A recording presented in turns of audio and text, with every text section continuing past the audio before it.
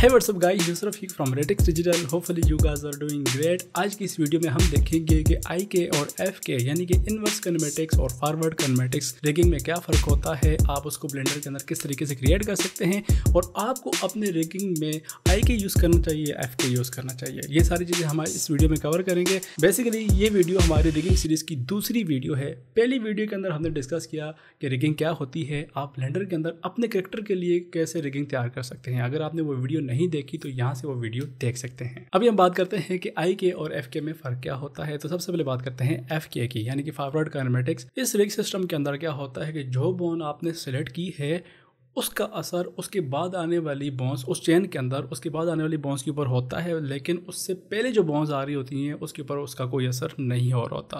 यानी कि जो भी बोन आप उस चेन के अंदर सेलेक्ट करेंगे उसका असर उसके आने वाली बोन्स के ऊपर जाएगा, इसीलिए इसको फॉरवर्ड किनेमैटिक्स कहते हैं। जबकि IK के अंदर, जैसे कि इसका नाम बता रहा है, इनवर्स किनेमैटिक्स, यानी कि इसका असर जो बोन आपने सेलेक्ट की है उसका पिछली वाली बोन्स के ऊपर भी जाता है, इसीलिए इसको इनवर्स किनेमैटिक्स भी कहते हैं। फॉर एग्जांपल ये हमारा हाथ है, मैं इसको पकड़कर अगर उंगली को पीछे की तरफ करता हूँ तो आप देखेंगे कि बाकी ये जॉइंट्स जो हैं वो भी अफेक्ट हो रहे हैं। उसकी वजह ये है कि ये जो एंड जॉइंट है ये पिछली वाली बोन्स को अफेक्ट कर रहा है। जबकि FK में क्या होता है कि आप जिस बोन को सेलेक्ट करेंगे उसकी मूवमेंट पिछली वाली जो बोन्स हैं उसकी मूवमेंट को अफेक्ट नहीं करेंगी। इसको मज़ीद डिटेल से समझने के लिए चलते हैं स्क्रीन की तरफ। तो यहाँ पर आप ब्लेंडर के अंदर देख सकते हैं कि मेरे पास दो रिग्स मौजूद हैं। एक IK रिग सिस्टम के ज़रिए बना हुआ है और दूसरा FK रिग सिस्टम के ज़रिए बना हुआ है।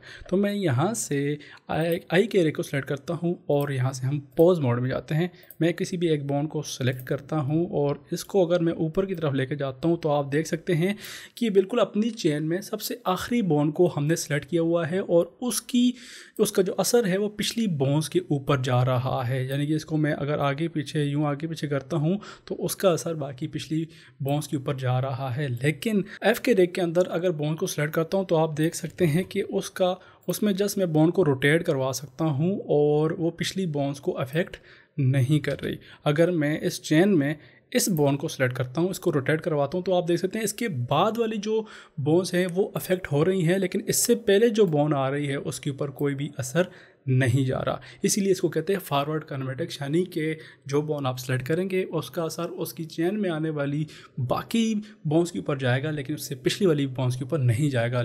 IK में ऐसा सीन नहीं है। IK में क्या होता है कि एक बोन रिवर्स में जाकर बाकी बोन्स को अफेक्ट कर रही होती है, इसीलिए इसको इनवर्स किनेमैटिक्स कहते हैं। उम्मीद करता हूँ कि आपको ये चीज़ समझ आ गई होगी। अब बात करते हैं कि ब्लेंडर के अंदर आप IK या FK रिग सिस्टम कैसे क्रिएट कर सकते हैं। यहाँ पर आप देख सकते हैं कि ब्लेंडर में मेरे पास दो चेन्स मौजूद हैं। बाय डिफ़ॉल्ट जब भी आप कोई भी एक चेन क्रिएट करते हो तो वो FK ऑटोमेटिकली होती है, आपको उसको सेटअप करना नहीं पड़ता।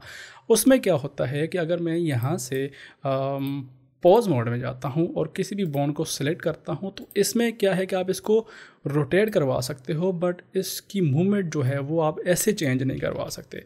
अगर आपने किसी भी बोन को किसी एक स्पेसिफिक जगह लेके जाना है तो आपने उसकी पिछली वाली बोन को रोटेट करवाना है और आप उसका वो जो डायरेक्शन है वो आप डिफ़ाइन कर सकते हो। तो ये सिंपली है। इसमें जब भी आप कोई भी एक आर्मेचर या बोन्स वगैरह क्रिएट करते हैं तो वो ऑटोमेटिकली FK में होती हैं।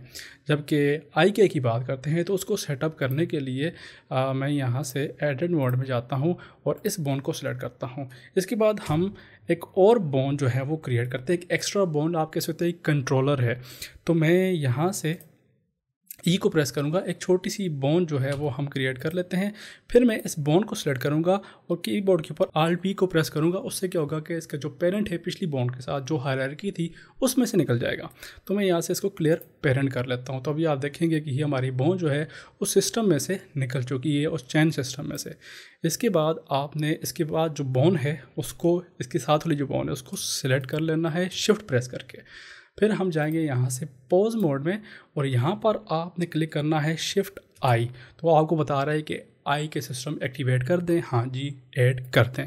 अब क्या होगा कि आप ऊपर वाली जो बोन है इसको सिलेक्ट करेंगे और इसको आप मूव करवाएंगे तो आप देखेंगे कि इसकी मूवमेंट से उसका असर बाकी चेन में जितनी भी बोन्स है वहाँ पे जा रहा है। अब यहाँ पे आप क्या कर सकते हैं कि आप इस की जो चेन की लेंथ है उसको कंट्रोल कर सकते हैं कि यार इसका असर जो है इतनी बोन्स तक जाना चाहिए। उसके लिए आप क्या कर सकते हैं कि यहाँ से इस येलो बोन को सिलेक्ट करना है, यहाँ से इसकी बोन कांस्टेंट प्रॉपर्टीज़ में जाना है और यहाँ पर आप देखेंगे आपको वो सारी इसकी प्रॉपर्टीज़ नज़र आ रही हैं, जिसमें से हम जस्ट क्या करेंगे, ये जो आपके पास चेन लेंथ है यहाँ से आप काउंट कर सकते हैं कि कितनी जो चेन है जो बोन्स है वो चेन में आनी चाहिए। अभी चेन लेंथ 0 है तो ऑटोमेटिकली उसने जितनी भी वो पूरी चेन थी उसको सिलेक्ट कर लिया, लेकिन यहाँ से हम इसकी जो काउंट है उसको कंट्रोल कर सकते हैं कि कितनी जो बोन्स है उस चेन लेंथ के अंदर आनी चाहिए। तो यहाँ से मैंने 5 ऐड की तो 5 बोन्स जो हैं वो उस चेन के अंदर शामिल हो गई, तो आप यहाँ से कंट्रोल कर सकते हैं। तो वो अभी जो मैंने आपको हैंड का रिग दिखाया था उसके अंदर भी क्या था कि specific number of bones selected थी। तो इस तरीके से आप ब्लेंडर में आई के रिग जो है वो क्रिएट कर सकते हैं।